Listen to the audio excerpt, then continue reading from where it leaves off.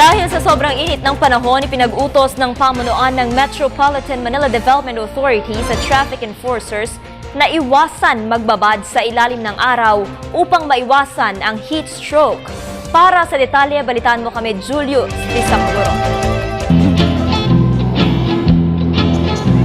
Dahil sa opisyal nang idiniklara ang tag-init sa bansa at nauuso na naman ang kaliwat-kan ng mga sakit, naglabas ng kautusan ng Metropolitan Manila Development Authority o MMDA hinggil sa pagpapatupad ng heat stroke break simula ika-8 ng Abril para sa kanilang mga tauhan gaya ng mga traffic enforcers at Metro 8 na nakadestino sa mga lansangan ng Kamaynilaan. Bukod kasi sa mga skin disease na nakukuha sa tag-init o kaya sore eyes, isa ding matinding kalaban natin ang dehydration at heat stroke. Ayon kay MMDA Chairman Attorney Francis Tolentino, magkakaroon ng 30 minutong pahinga ang kanilang mga traffic constables para makaiwas sa matinding init. Sa una hanggang 1:30 ng hapon kung saan tirik ang araw, sa mga tauhang ipapalit o magre-relyebo naman mula 2:00 hanggang 2:30 naman ng hapon ang break. Sa mga naunang pahayag ni Health Secretary Enrique Ona, karamihan sa mga tinatamaan ng heat stroke ang mga sanggol, may edad at mahina ang immune system.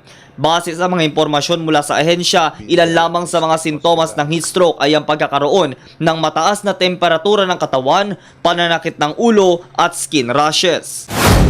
Paalala pa ni Secretary Ona, hindi lamang sa mga naghahanap buhay na ang destino ay sa kalsada, kundi sa lahat na umiwas sa paglabas sa pagitan ng 10:00 ng umaga hanggang 3:00 ng hapon kung saan matindi ang sikat ng araw. At syempre, huwag kalilimutang uminom ng maraming tubig.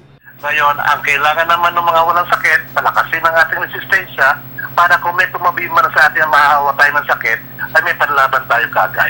Ang MMDA nag-utos na din sa kanilang mga tauhan na mag-summer outfit gaya ng blue polo, black short at sombrero ng Martes at Biyernes. Para sa Telebisyon ng Bayan, ako si Julius Disanguro.